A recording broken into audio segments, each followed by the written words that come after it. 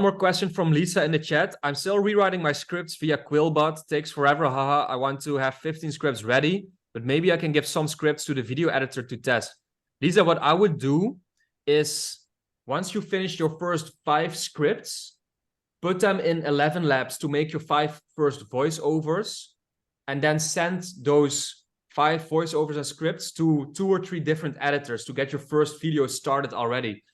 Because if you're going to first do 15 scripts, then 15 voiceovers, and then send 15 videos to editors, it's like your supply chain doesn't function optimal, right? If you do like your first 5 scripts, then voiceovers, and then edit it, because the editing takes the longest usually. If you send one editor 15 videos, it's going to take in 30 days to complete everything, you know? So if you do like 5 scripts now, 5 voiceovers now, 5 videos, then you can continue making the scripts and the voiceovers, and then in a week you can do your second batch of 5 videos.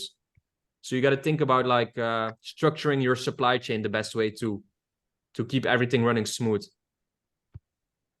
All right, glad that answered your questions. All right, guys, we have 1 or 2 minutes left. We filled up the hour very well. Let's see if I have anything else left in my